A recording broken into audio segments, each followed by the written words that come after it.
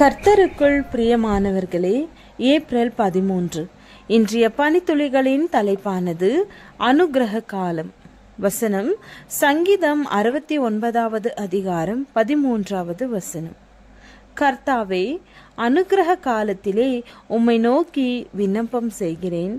தேவனே, உமது மிகுந்த கிருபையினாலும் செவி கொடுத்தருளும்.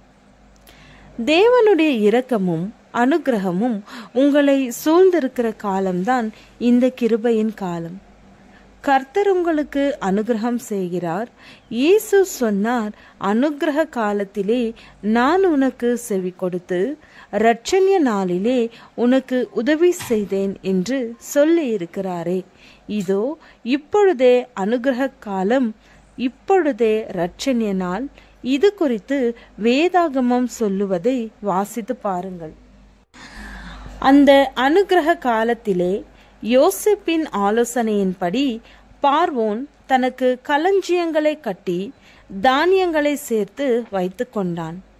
அந்த அனுக்கிரகத்தின் காலத்தை பார்வோன் பயன்படுத்தி கொள்ளாமல் இருந்திருந்தால் என்ன நேர்ந்திருக்கும் என்பதை சற்று சிந்தித்து பாருங்கள். அவனும் அவனுடைய ஜனங்களும் அழிந்து போயிருப்பார்களே. அனுக்கிரக காலத்தை தாண்டி பஞ்ச காலம் வருகிறது.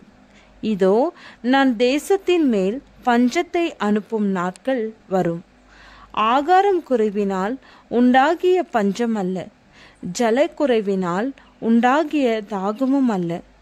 கர்த்தருடைய வசனம் கேட்க கிடையாத பஞ்சத்தை அனுப்புவேன் என்று கர்த்தராகிய ஆண்டவர் சொல்லுகிறார். ஆகவே இந்த அனுக்கிரக காலத்திலே ஆத்மாவிற்கு தேவையான இரக்கத்தையும் கிருபையையும் கர்த்தரிடத்திலிருந்து பெற்று கொள்ளுவோமாக. நாட்கள் பொல்லாதவைகளானதால் காலத்தை பிரயோஜனப்படுத்திக் கொள்ளுங்கள் என்று பவுல் எழுதுகிறார். ஒரு வாலிபன் எதிர்பாராதபடி ஒரு கொலை வழக்கில் சிக்கிக்கொண்டான். நீதிமன்றம் அவனுக்கு தூக்கு தண்டனை விதித்தது. ஆனால் அந்த தேசத்தின் கவர்னர் அவனுடைய கருணை மனுவை பரிசீலித்து அவன் குற்றமற்றவன் என்பதை அறிந்து அவனை விடுதலையாக்கும் பத்திரத்தை கைகளில் எடுத்துக்கொண்டு அவனை காணும்படி சிறைச்சாலைக்கு சென்றார். அது அந்த வாலிபனுக்கு கிடைத்த அனுக்கிரகத்தின் நாட்கள், கிருபையின் தருணம். ஆனால் அவன் அதை அறிந்து கொள்ளாமல் போதகரை போல வந்திருந்த அந்த கவர்னரை பார்த்து கோபத்துடன் எரிந்து விழுந்தான். தன் மனக்கசப்பை எல்லாம் அவர் மேல் பொழிந்தான். வெளியே போ, நான் உன்னோடு பேச விரும்பவில்லை என்று சொல்லி அவர் கையில் இருந்த பேப்பரை பிடுங்கி கிழித்தான். அந்த கவர்னரோ மிகுந்த துக்கத்தோடு வீடு திரும்பினார். சிறை அதிகாரிகள் அந்த வாலிபனிடம் வந்து, நீர் ஏன் அவரை அப்படி தகாத வார்த்தையினால் பேசினார்? அவர் கவர்னர் அல்லவா?